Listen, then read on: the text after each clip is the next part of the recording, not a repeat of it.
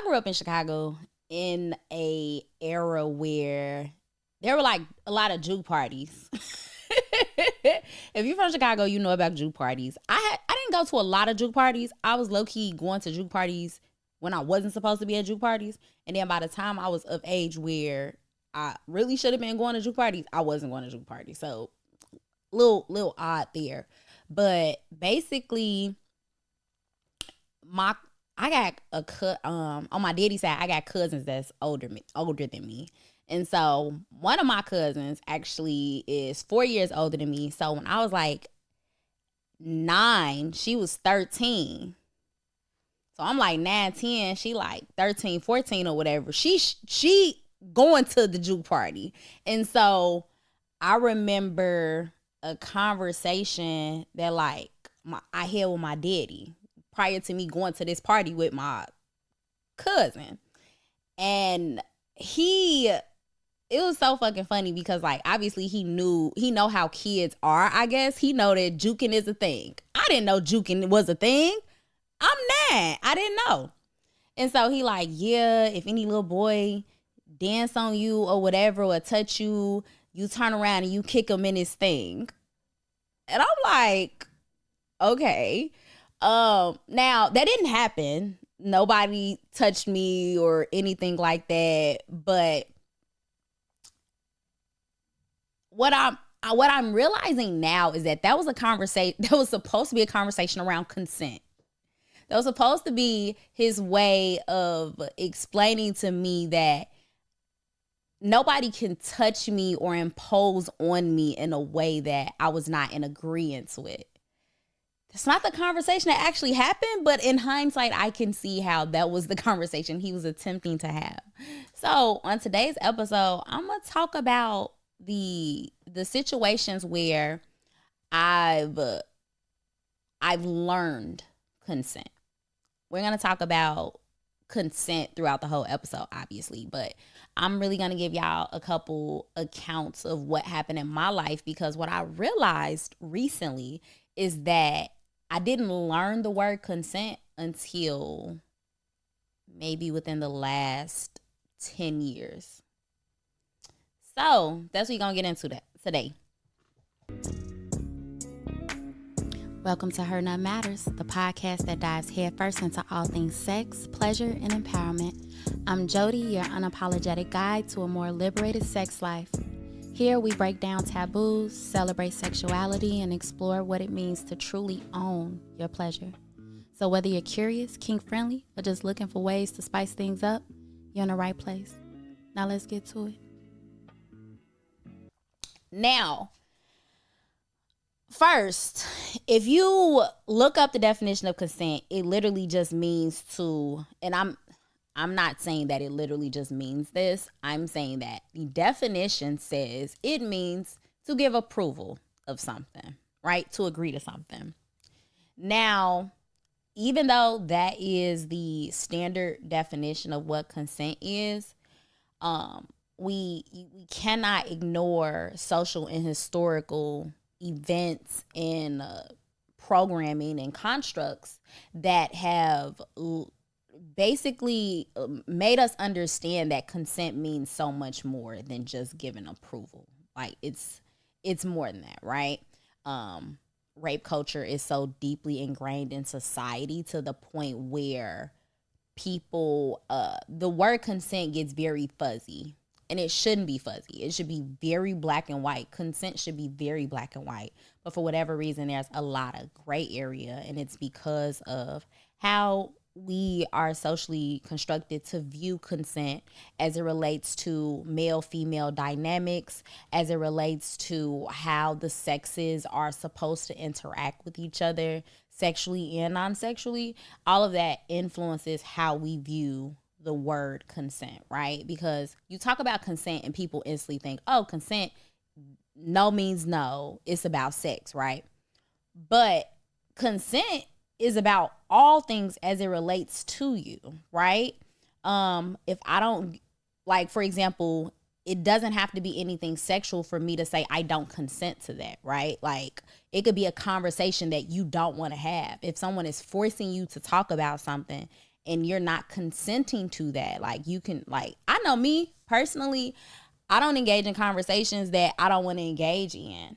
And when people try to force me into conversations that I don't want to engage in, I view that as in like, you're not allowing me to exercise consent right now. Like, and it's not even that you're not allowing me, but you're not understanding how this is a situation where I can say no. I can say no, and that's a complete sentence. I can say, I don't want to have this conversation. I don't want to engage in that, right? I don't consent to engage in this conversation. I use myself as an example as well. Again, if I know that I'm not in a mental or emotional state to have a heated discussion about something, I won't have the conversation. But I know there be situations where the person that really wants to have the conversation is like, no, we finna talk about it now. No, I don't consent to it. Don't consent to it. But again, I didn't always know that consent could apply to all these different areas of life. I'm glad I know that now, because it allows me to stand firm in boundaries and, set healthy boundaries, and understand that I don't have to just allow things to happen to me and not be an active participant, willing participant, right? So that's one aspect of consent, right? I want to go back to the no means no. Right? No should mean no. But what we often see is that, and it's reiterated through songs and movies and things that we see on social media, right? When people say things that are like trying to make consent fuzzy. So what do I mean by that? When I'm instantly thinking about songs that say stuff like, oh, they talking about your body language, how your mouth is verbally saying no, and then your body language is saying something different. No, my mouth said no. That should just mean no, right? And also, we live in a society that has basically conditioned us to view sex as things that men do to women. And so it has this kind of like conquest view, right? Like, men are supposed to conquer and dominate women sexually, right? So that, even that kind of like language around that, making sex seem more violent than what it should be. The terminology that we use as it relates to having sex, like, oh, he gonna beat it up, or he gonna, like, that's a violent thing to say, right? That's not a soft, loving thing to say. So we have a lot of violent language around sex, and that within itself just kind of like it trickles into other areas when it comes to that exercising of consent. Also, what I want to talk about is I forgot who I was having this discussion with, but obviously, if someone is inebriated, under the influence, you have to, consent is very different for that person if they are under the influence, right? Recently, I talked about my New Year's Eve experience, how I was drunk, and then before I knew it, one thing led to another, and I used a flashcard example, and one of the viewers actually pointed out, like, how can you exercise consent if you were, blacked out, basically. And to that, let me take this moment to actually clarify that story a little bit. I was not drunk beyond my ability to consent. I was not drunk beyond my ability to understand what was taking place. Because what I didn't tell y'all is that we actually had a very short consent conversation. Like, it was very brief, but we were like, everyone in the room was a willing participant because we said it. Like, we were like, okay, we cool with what's going on, right?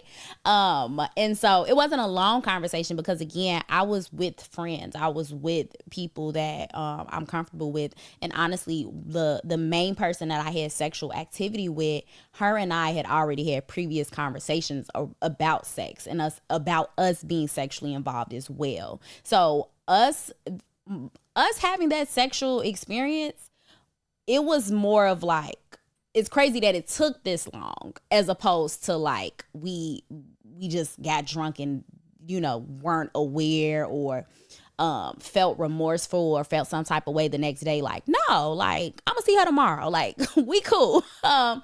And so, but also I do want to say this, like, don't feel like you can't check in with someone after a sexual experience, regardless of how close or, you know, the dynamics of your friendship. Like, it's okay to participate in aftercare conversations and ask, you know, check in, like, are you cool with what took place, the experience, and, you know, whatever, like, whatever questions or comments you need answered or said, it is okay to do that. It is okay to do that. Don't feel ashamed. Don't feel like, oh, well, what are they going to think if I, like, no, it's okay. We should actually normalize those conversations. We should normalize those aftercare conversations so that we can better understand the people that we are sharing this sexual energy with and our partner, the people that we choose to engage in sexual partnership with. So I definitely think that is important. But let's go back to this thing of consent, right? So I talked about the that situation with my daddy saying, like, oh, if a boy grab on your booty or touch you or whatever, like, you turn around and you kick him in his little thing. Like, okay, so let me kind of dissect that a little bit. So on the one hand, of course, my dad is attempting to teach me about defending myself when he's not present against someone that, you know, is potentially stronger, bigger, what have you, right? Totally get that. Totally understand. On the other hand, what I'm thinking about is the fact that we are programmed, like, clearly little boys are programmed, and I can't say that this is still the case, because I definitely think that the millennials are doing a good job with raising their boys a little differently. But I don't think these potential little boys that I was gonna have to kick in they little wee things, if they are doing those types of things, that means that they are not learning consent either, because I didn't know what consent was, and it seems as though they also didn't know what consent is, because I feel like I strongly believe that if we normalize conversations around what consent is and what it is not, then we will not the chances of someone violating your consent will drop, because we'll understand that you're not supposed to do this thing. Now, after those conversations are normalized and people are still violating consent, but you understand that you're violating consent, now that's a different conversation to have, because these people are actively trying to impede on your consent, as opposed to someone that has been programmed and socialized into rape culture, and so they genuinely do not understand that they are not supposed to act this way. They see, you know, different people do it all the time, and then they see the reaction to it, and so they think, oh, this is okay, this is fine, which is problematic within itself. I also think about the people that may not advocate or speak up for themselves when their consent has been impeded on. I'll use this same example. Let's say some shit did happen to me. Let's say I was that little 9-10-year-old girl and some little 9-10-year-old boy walked up and grabbed me. And in that moment, a couple different things could have possibly happened. We could have fought. I could have froze. I could have ran off, flight. Like, those are the responses, right? You have freeze, flight, or fight. My daddy told me to fight. That's what he told me to do. But just because you tell someone to do that does not mean that they will actually, that's how they will react in that moment, because this is still their first time experiencing this. It's easy to say what you should or could do before you're in a situation. And I didn't get in that situation at that moment. And that moment, going to the motherfucking skating rink, where, okay, now I'm seeing juking for the first time. I'm like, oh, they rubbing their booties on these boys. Like, I'm seeing that for the first time, but I didn't experience anything that impeded on my consent, but that was the first consent conversation without using the word consent. Also, I want that to be made very clear, because again, I didn't start to hear the word consent and like really understand what that meant until in my 20s for sure. So, that situation, I think about other moments where my consent was not able to exercise my consent as a child. So I think about the moments where, my mother and my siblings' father would like force me to engage with certain people, force me to hug people. Oh, go do this, go hug, go kiss, go do this to your family member. And me not wanting to do it, but still doing it. That's a violation of consent, right? Anytime you force someone to engage in any type of physical activity, sexual or otherwise, that's a violation of consent. And I think we have to look at it. We have to look at it in a very drastic way because it's a slippery slope. When people think like, oh, I can't tell you that I don't want to hug this person, so now I feel like I can't speak up and I can't advocate for myself. So just telling me like, oh, stop, like now I'm getting yelled at because I don't want to hug this auntie or I don't want to hug this uncle, and I'm getting yelled at. I'm getting disciplined for speaking up and advocating for myself. So the next time I'm less likely to speak up and advocate for myself. And that happens more often than not. It happens a lot. A lot of people don't understand consent because moments where they should have been able to exercise consent, it was taken from them. So that's one kind of minor situation. Let's talk about a drastic situation. I've said this multiple times before. I was sexually abused for years.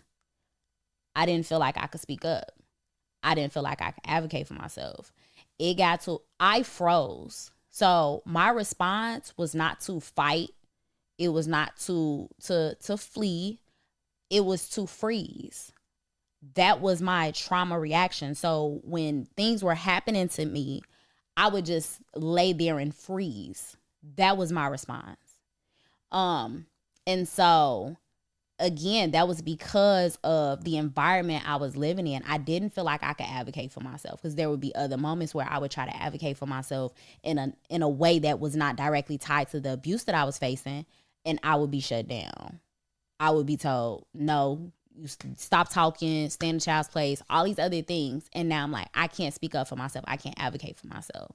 So, and I know I've said this on the show before, because I dealt with so many years of not talking and not advocating for myself, sometimes it gets really hard to communicate my needs now as an adult because I literally was trained to not speak up for myself. So then when I got a little older and I started spazzing, like I literally started spazzing on any and everybody. If it's something that you're doing that I don't like, I'm saying it. I'm getting real kind of like aggressive and belligerent and in your face with it. And so it was like a switch. So now people like, I don't know what the fuck going on with her. Like she just spazzing for no reason, but it was for a reason because of all of those years where I was not advocating for myself. Now, of course, fast forward even further, I found a healthy balance of being able to advocate for my needs, but also not like, if I don't want to talk about something right there in the moment, that does not mean that I won't address it. Anything that I feel is necessary to address, I will address it, but on my own time in a way that kind of feels right for me. So that's the way in which I've kind of like navigated that space as it relates to how I consent and how I engage and interact with people on my terms. Like a lot of what I do, I believe strongly because I'm literally the center of my universe. Like I am the main character in my story. Shit has to be on my terms. Like I am literally creating my life. Everything that I do is either what I want to do, or what the fuck I want to do. Like I don't do things that I don't want to do. And I feel like I'm being very intentional on consenting to my life. Things don't happen to me. Like I'm a very active participant in the things that go on in my life. And obviously, bad, terrible, traumatic shit happens. But I try to kind of recenter myself and make sure that I don't lose sight of all of the amazing things that I've been able to cultivate and generate in my life because I am an active, consenting person to the things that happen in my life. So, that's it. Now, when y'all think about the word consent, right, in terms of like, what does it mean? Now, more recently, there have been a lot of conversations around the word consent, and, you know, we use the word enthusiasm. We use the word enthusiastic consent. We use we use this in a way to talk about how someone might say yes with their mouth, but their body language, everything else associated with that communication is telling you no. Right? So, what does that look like? When someone is coercing you to do something that you don't want to do by asking over and over again or trying to manipulate you, right? And then you say like, okay, yes. That's not true consent. That's not consent, right? And that's why that whole no means no, which in turn implies yes means yes, that's not, that gets fuzzy. That gets fuzzy, and that contributes to the fuzziness of rape culture and all the other things that we've been socialized to believe as it relates to male and female sexual dynamics. So, no means no, but yes can mean no as well. Yes can still mean no, especially if you're being coerced into participating in something. So it's not just a yes, it's a hell yeah, right? Like, it's a totally different energy that, like, you literally feel it. Like, I want y'all to literally, while you listen to this episode, play around with the emotions and the energy that you evoke when you say certain words and the way in which you say certain words, right? Like, if you say yes, feel like, literally pay attention to your body. How do you feel in your body when you just say yes? Right? Just a plain, mundane, like, yes, like a baseline yes. Then play around with the emotion behind saying yes when like, let's say you don't want to do something, but you say yes anyway. So that energy, that frequency is a little lower, right? So it's like, yeah, it feels forced and it feels different. Your body literally, like, you feel differently in your body when you say that versus if I say, hell yeah. Like, the excitement, like, literally your, like, how you feel in your body will literally elevate when you are enthusiastic about something and you are a willing participant in something versus feeling like you are forced to do something, right? So if we're having conversations in today's climate about what consent truly is, enthusiasm is going to come up. Being informed on, you know, because also if you say yes, but it was through manipulation, that's not true consent either, right? Because you can't agree to something if you weren't aware of everything. You weren't aware of, you didn't have enough information to make an informed decision and say yes, right? Like, for example, you go to a party and your friend's there. And, you know, they drinking and they say, yeah, we just, you know, we drinking. We got this bottle already open. Would you like a drink? That person says yes. They did not tell you is that they had some they popped a couple pills in the drink. You were not able to consent to what because you weren't able to consent to having a drink because you didn't know what extra was in that drink. That's a violation of consent. Your friends violated your consent by not informing you on everything associated with this. Like, oh yeah, we got a bottle. We did put a couple pills in there. Would you like a drink now? That's something totally different because now you could say like, oh, actually, I don't do X. Like, I'm good. I just, sip on what I got, or I'll do this, I'll do that. When you don't tell someone, when you leave out certain information, you're violating somebody's consent because now they can't make an informed decision. You've ripped that from them. So I think I've said this, whether I said it on the show or I just said it in real life, I've said this to somebody. Sometimes when situations arise in relationships, when you're not completely honest about what's going on, it's really the robbing of consent that hurts the most, because you don't give people an opportunity to say, okay, cool, I'm with that. Or no, I'm not with that. It is okay for someone to not be with whatever the fuck you with. And I think a lot of people, just internalize that as extreme rejection or whatever the fuck y'all got going on with y'all selves, to where y'all feel like people can't tell you no. Is giving bruised ego. It's giving self-centeredness. Like, it's okay. People cannot consent to you. People cannot consent to you. I was thinking about this earlier today. There's this female associate that she's been texting me, and she wants us to go out, and I don't want to go out. I don't want to kick it. I don't know. Like, the no is just, the answer is no. That's just not what I want. I think oftentimes people just assume like, oh, I think we should just kick it. And it's like, no, I don't consent to sharing my time with you. I don't consent to sharing my experience, like just sharing my energy with you. It's so many different ways that you can exercise consent. And I want to challenge you guys to think about ways that people have tried to violate your consent, and you didn't understand it at the time that maybe they was trying to violate your consent, but you felt some type of way about it. You felt some type of way about the situation, but you couldn't quite pinpoint why you felt some type of way about it. I challenge you to apply that lens of consent to it, right? Because again, consent can happen with actions. Consent can happen with communication, all those things, right? Again, I said this earlier. When we hear the word consent, we automatically assume sex. It's not exercising consent is not just about avoiding sexual assault. It's not.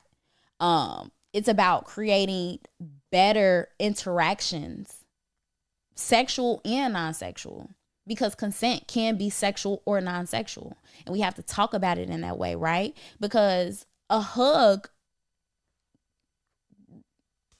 doesn't have to lead to sex. A hug could be something that is just a hug. But if I don't want to hug you, I can say I don't want to hug you. Like, it's okay to not consent to a hug. Think about all the, like, ladies, think about the where my hug at ass niggas. You feel so icky when someone that you don't even engage with like that is like trying to force you into something that you don't want to do. You feel violated. You truly feel violated. And I don't know what the female equivalent of the where my hug at ass nigga, like maybe she a where my hug at type bitch or whatever, but I know there are women out here that exist like that as well. Consent is not something that is just men violating women's consent. Women violate men's consent, and women violate other women's consent as well. I just gave that example of someone wanting to, go out, and I don't want to do that, right? If they keep asking though. And I'm just kind of good on it. But also there were, I had another situation with a female friend that, I'll say this, while she didn't directly violate my consent, our friendship was very predatory in the sense that she did not inform me on her intentions of wanting to have sex with me. That's something that you have, like, I don't like people being around me and befriending me and pretending like it's a true friendship when you actually you're sticking around so that you're sticking around for your opportunity to fuck me. You waiting on me to get drunk and see if some shit go off. You waiting on me to be in a bad space or broken or, feeling emotional so that you can take advantage of that bad space that I'm in. You're waiting on your moment, and that is predatory as fuck. So that is also something else when it comes to consent, because again, we talked about how you have to be informed. I'm not informed on your intentions to fuck me behind this guise of our friendship. And so I couldn't truly consent to being your friend because I thought we were friends under these other conditions and these other, like, I thought we really had some shit in common. And so I can't make an informed decision to consent to this friendship or this relationship because you hid your true intentions. And that's another form of manipulation. That's another form of, you know, like it's varying degrees on which you can violate somebody's consent. And I want that to be made clear. I want that to be very clear. So yeah.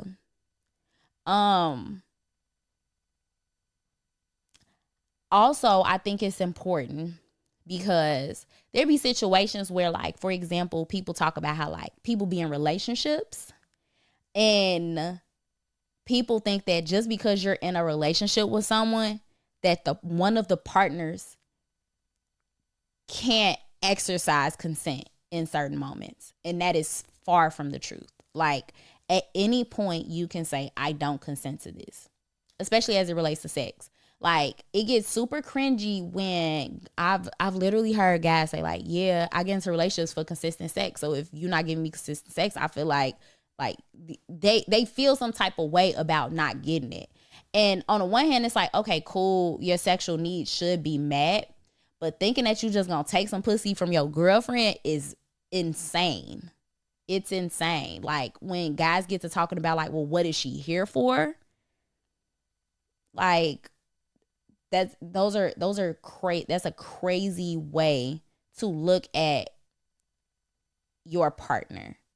It's a crazy way to look at women. Like, basically what that tells me is that you don't see the value of women beyond their use to you. And that's I don't even know what to say to that. Like, that's crazy to me. It's crazy to me to not be able to see someone's value beyond their sexual contribution to your life. Because there are so many different masturbation toys. Like, you're masturbating with this human because that's what it's given. It's given that you're masturbating with this human. Yeah, like, I want you guys to also think about and I did say, like, you know, my situation or whatever. Actually, I want to stay on the relationship thing a little longer. Because I told this story a while ago. It was like maybe a year or so ago. And I didn't realize that my consent was violated until I was retelling the story. Now, I don't think it was an extreme case of, like, abuse or assault or anything like that, but it definitely was something that made me feel away. It definitely made me feel away. So me and the guy I was dating at the time, we had gotten into an argument. We got into a bad argument or whatever. But he was the type of person where if we argued, and I don't know why, but he would, like, I'm going to say this and it's going to sound crazy. He would kind of hold me hostage. Not literally, but, like, if I tried to leave, he would, like, chase me down or, like, do shit to basically force me to stay in one spot. Actually, 2 exes. I had 2. Yes, actually, my two different long-term relationships were exactly like that. Like, because when I argue with people, I don't like arguing, so I just want to leave. I just rather not be in this space or whatever. I've been locked in rooms to avoid leaving before. And it's crazy because I'm literally thinking about this in real time. And I'm not trying to catastrophize my life or anything like that, but this shit is fucked up. This shit is fucked up to hold somebody like, no, you genuinely don't want me to leave. Or not genuinely don't want me to leave, but I'm trying to get away from the conflict and you're not allowing me to. But that's not even the consent thing. That's literally not, that's just me making an observation out loud. But, the situation that actually happened was me and this ex got into an argument. And low key, he was calling me, he was being disrespectful. He was basically calling me a hoe. And mind you, it was like for some shit that it was with him, it was always for some shit from before I even knew him, met him. Like, you this girl that you used to fuck with, she came and told you like, oh, I know her baby daddy and I know this other nigga she used to fuck with and yada yada yada, but she telling you that because y'all used to fuck around and you stopped fucking with her so you can fuck with me, and she over here like, you not fucking with me no more, you want to fuck with this bitch. So that was that situation or whatever. So we arguing about that or whatever. He got me pulling, he call that nigga right now, put him on speakerphone, that type shit. And so that was weird within itself. So I did so much crying and like I'm upset. I get real upset. I cry.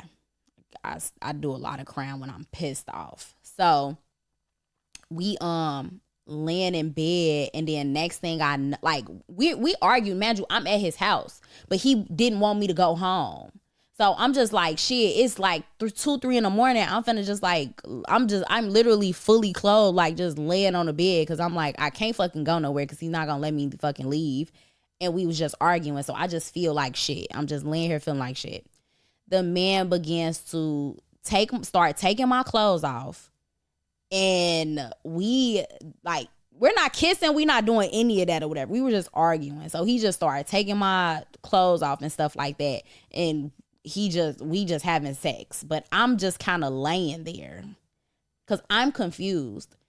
Then he fucks me in the ass, and it was like I felt so weird about it because I'm like, we're in a relationship, like this don't feel right. This does not feel right, and we just didn't speak. So that happens, and I'm like, whoa.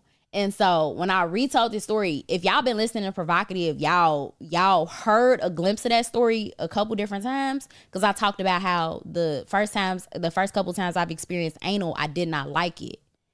That's why I didn't like it. Like, I could not consent in that moment because we were arguing and shit was just weird. So I'm just like, okay. And it's crazy because like when I talk about like sexual abuse, I don't count that. Like I didn't count that. I never did count that when I talk about the abuse that I experienced. But when I look at the overall situation with that particular relationship, it was a very abusive relationship because he mentally and emotionally abused me. One time he did physically, like he choked me. He choked me up one time. But he didn't put his hands on me again after that situation. Man, y'all, the man choked me up because I found out he was cheating on me. And he tore up my house. Like, he grabbed, what the fuck did he grab? I had like a Swiffer. He grabbed a Swiffer, beat on the counter, put holes in a wall. He just started like fucking up my apartment. And then like he choked me. And so when he stopped or whatever, and I bruised easily. So I definitely had a bruise around my neck. And so that situation happened. He left. He did leave the next morning.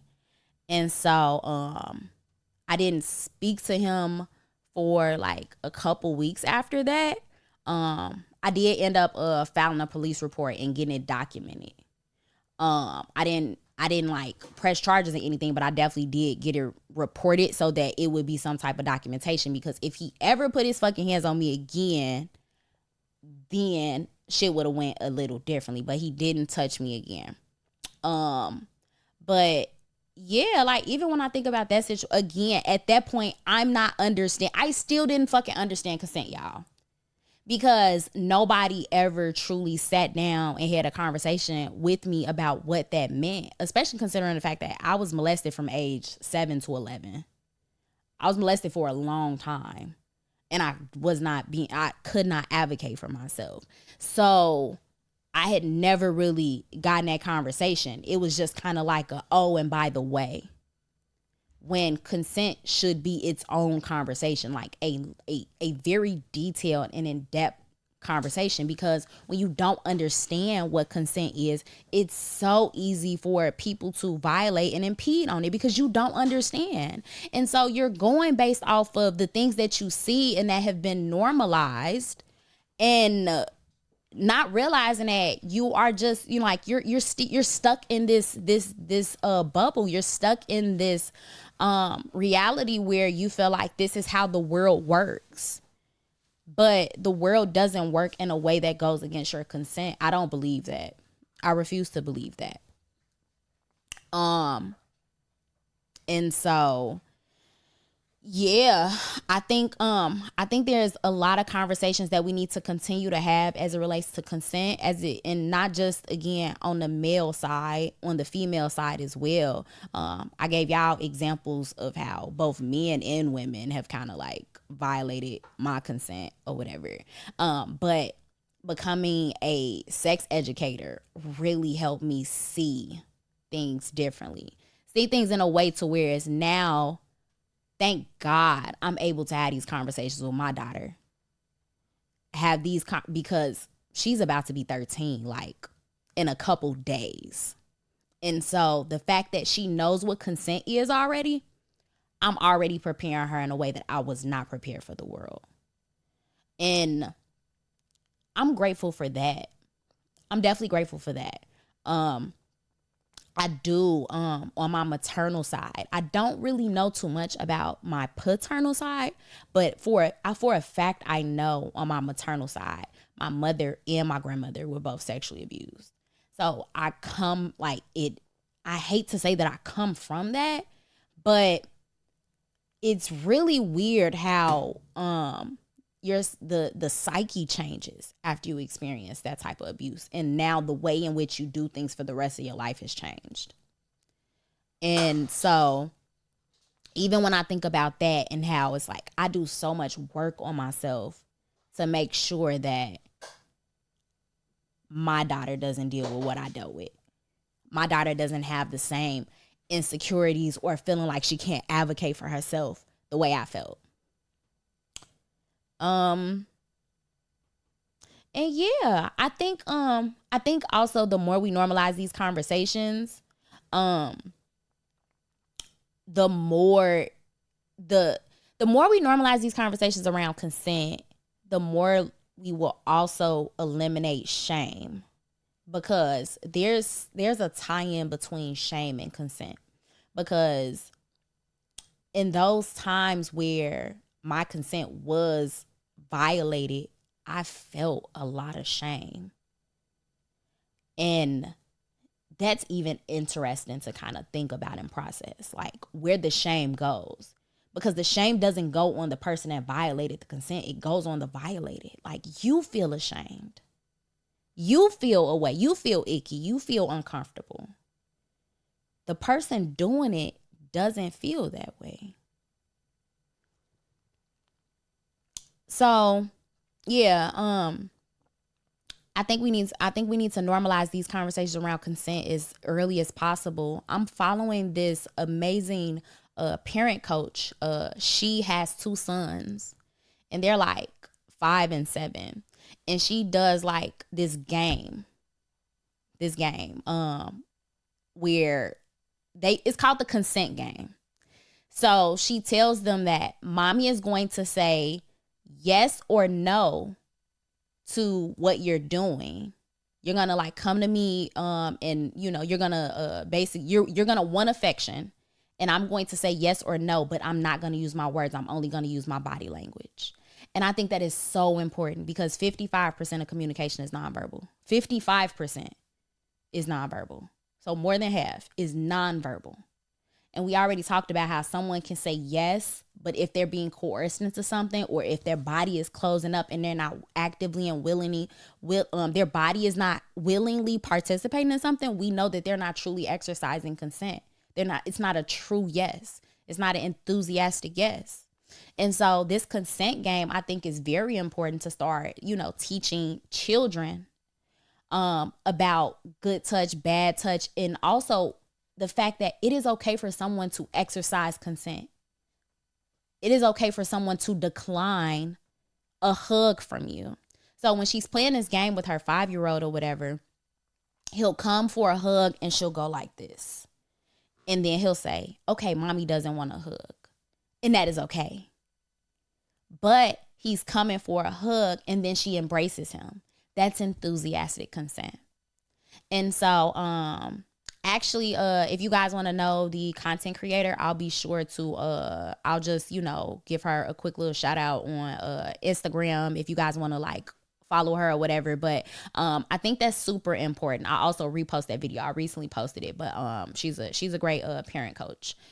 But also think about other creative ways that you can have these conversations around consent with your children, because we can't just assume that they understand based off us saying like, oh, if somebody touch you, respond like this.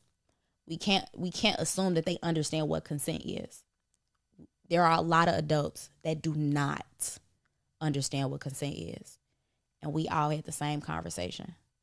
We all receive a lot of the exact same information from our parents and our grandparents and our aunties and our uncles and the people around us, and still don't know what the fuck consent is. And yeah, that's what I got for y'all today. I got a little emotional halfway through, but I like thugged it out. I rocked out or whatever. But yeah, I think this was a necessary episode, especially because yeah, these conversations ain't going nowhere. They're not going nowhere. As long as you are someone that is walking around this earth, you're going to have to exercise consent or not consent to something. So yeah, I want to thank y'all to consenting to this fucking episode, because obviously you guys are willing participants by listening. So shout out to y'all. Consent is sexy, right? So yeah, thank you for joining me thank you for joining me for another week of fucking reimagining sex. And guess what? When you reimagining sex and all the possibilities of what it can be, you also got to take a look at certain definitions and the ways in which we've been socialized to view different things. And consent, that word is definitely one of them that we all need to be paying attention to and rethinking. And yeah, especially if you're a parent, make sure you're having conversations with your kids. Make sure they understand what consent is, what it truly is, that they can choose not to participate in something. Peer pressure is a motherfucker. Hell, parent pressure is a motherfucker. It's okay for them to advocate for themselves in a way that's respectful. Oftentimes, we in the Black community, we conflate and we associate advocacy for disrespect, and it's not. It's okay for these little human beings to advocate for themselves. So yeah, that's all I got for today. Make sure y'all are continuing to rate, review, share this episode with a motherfucker that need it. Go catch up on all the shit that you might have missed if you ain't been listening. But if you've been week to week, shout out to y'all. Also, I'm dropping more stuff in the Patreon, so make sure y'all subscribing to the Patreon. I've been recording a lot of shit, so I promise you it's coming. Like, if it ain't already dropped by the time y'all hear this episode, the shit is dropping. It's dropping very soon. I've been rolling out a lot of stuff with the different tiers, so there's something in there for all y'all that listen to this show. Is something in the Patreon for you for sure. We got the Skinamax Movie Club, where we watch movies that got sex scenes in it, and then we talk about it. So go ahead and check that out if that's of interest to you. We got the Girl 6ix9ine tier, where it's like, just audio of me either sexually pleasing myself and or a partner. And then we have the sex coaching tier. So if you just want monthly sex coaching resources, we have that tier for you. We have the hernutmatters tier, which is just, extra exclusive shit from the podcast. And then you got the VIP tier, where if you want all that shit, you can get all that shit. And that's the VIP tier. So, yeah, that's all I got for you. Make sure, if you are not in the Chicago area, plan to be in the Chicago area for March 30th. The Roses Are Dead Rose Gold event, which will be celebrating the success of the mentorship program, The Village. My boys, Terry Roseland and Jones, they are throwing this R&B charity gala on March 30th. So make sure you grab tickets to that event. It's going to be amazing. It's for an amazing cause. The event is donation-based entry, so your donation is your ticket. However, if you can't make it, you can still donate. So make sure y'all donate to an amazing cause. Oftentimes in the Black community, we talk about all this shit that needs to be done. Well, guess what? This program is doing shit. So you can support something that is actually changing lives and is going to change our community. So, yeah. Outside of that, make sure y'all continuing to, click on my Beacons link, either on Instagram or in the description. All of the shit that I got coming up will always be there. More dates for the Heart of South show will be dropping soon. And yeah, that's it. That's all I got. I'll see y'all later.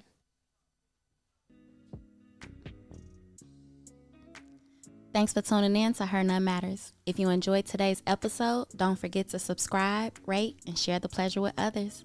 Follow us on Instagram at hernutmatters to stay updated on everything we have going on. Remember, pleasure is power. Go out there and own yours.